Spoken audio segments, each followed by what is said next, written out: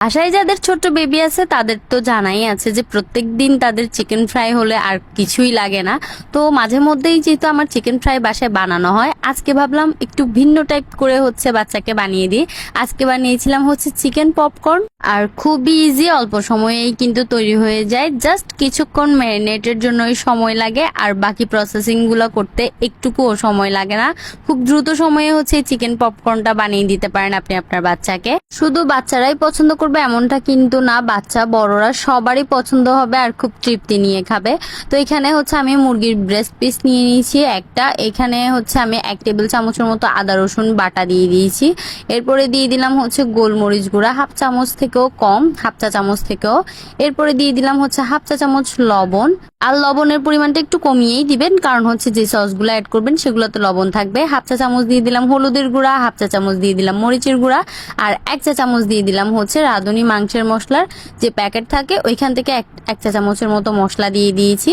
এরপরে দিয়ে দিয়েছিলাম হচ্ছে জিরার গুঁড়া হাফ চা চামচের থেকেও কম। এরপরে দিয়ে দিলাম হচ্ছে সয়া সসও আমি দিয়ে দিয়েছিলাম হচ্ছে 1 চা চামচের মতো।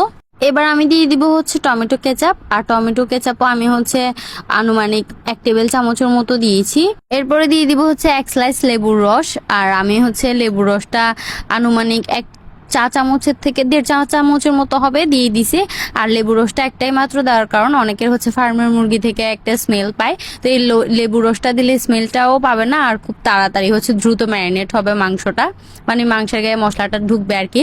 তো আমি হচ্ছে লেবুর রসটা চিপে দিয়ে এরপরে হাত দিয়ে মাংসগুলো মশলার সাথে খুব ভালো করে হচ্ছে মেখে নিব। আর অবশ্যই হচ্ছে আপনারা 30 মিনিট মতো রাখার চেষ্টা করবেন, মানে খুব বেশিও যদি রাখতে না পারেন তাহলে 30 মিনিট অন্তত রাখার চেষ্টা করবেন, তাহলে হচ্ছে মানে মাংসের টেস্টটা হচ্ছে বেশি ভালো লাগবে আর কি। এরপর আমি মাংসটাকে 30 মিনিট রেস্টে রাখার পরে এখানে হচ্ছে আমি মানে কোট করে নেওয়ার জন্য হচ্ছে ময়দা নিয়ে নিলাম 1 কাপের মতো, না সরি হাফ কাপের মতো নিয়েছিলাম। এরপরে নিয়ে নিলাম 1 টেবিল চামচের মতো কর্নফ্লাওয়ার, দিয়ে দিলাম হাফ চা চামচের থেকেও কম হচ্ছে গোলমরিচ গুঁড়া, 1 চা চামচের মতো মরিচ গুঁড়া, হাফ চা চামচের মতো লবণ। আর এবার হচ্ছে আমি মিক্সড করে নিব মিশ্রণটা, আর এটা হচ্ছে একটা পানি দিয়ে ব্যাটার তৈরি করব, ঘন একটা ব্যাটার করে নিব আর কি। তো আপনাদের মাংসের পরিমাণ অনুযায়ী হচ্ছে আপনারা একটু বাড়িয়ে কমিয়ে নিতে পারেন। আমার যতটুকু হচ্ছে পরিমাণ মাংস ছিল ওইটার জন্য এতটুকু ব্যাটার প্রয়োজন ছিল, তাই আমি এতটুকুই নিয়ে নিয়েছি। এবার হচ্ছে অল্প অল্প করে পানি, এটা কিন্তু রুম টেম্পারেচারে থাকা পানি, মানে নর্মাল পানি, ফ্রিজেরও না গরম পানিও না, নর্মাল পানি দিয়ে হচ্ছে নিব, ব্যাটারটা গুলিয়ে নিব। ব্যাটারটা গুলিয়ে নেওয়ার পরে দেখতে কিছুটা হচ্ছে এমন হয়েছে, মানে ঘনত্বটা আমি আপনাদেরকে দেখিয়ে দিলাম। এবার হচ্ছে কোট করে নেওয়ার পালা চিকেন গুলো। যে ঘরের বেবিরা হচ্ছে বলতে গেলে সব ঘরের বেবি প্রায় যারা হচ্ছে চিকেন ফ্রাই খাওয়ার জন্য এমন বায়না করে, এক এক দিন এক এক রকম ভাবে হচ্ছে করে দেওয়া যায়। তো আমি হচ্ছে এক এক সময় এক এক ভাবে করে দিই। তো আজকে ভাবলাম হচ্ছে এভাবে করা যাক, এভাবে ট্রাই করে দেখি কেমন হয়, তাই হচ্ছে এভাবে করে নিচ্ছিলাম। আর হ্যাঁ, আমি হচ্ছে প্রথমে যে ব্যাটারটাতে চুবিয়েছি সেটা তো কিভাবে করেছি সেটা আপনারা দেখেছেনই। আর যে ময়দাটার মধ্যে আমি চুবাচ্ছি সেটা জাস্ট ময়দা, ওইটাতে সাথে হচ্ছে আমি কিছুই মিক্সড করিনি। আমি জাস্ট ব্যাটারটার মধ্যে চুবিয়ে ময়দাটা দিয়ে হালকা কোট করে হচ্ছে এক সাইড করে রাখছি। এরপরে সবগুলো হচ্ছে আমি এভাবে ব্যাটারে চুবিয়ে দেন হচ্ছে ময়দা দিয়ে কোট করে হচ্ছে আমি সবগুলো রেডি করে নিব। এরপরে হচ্ছে একসাথে ভাজতে যাব।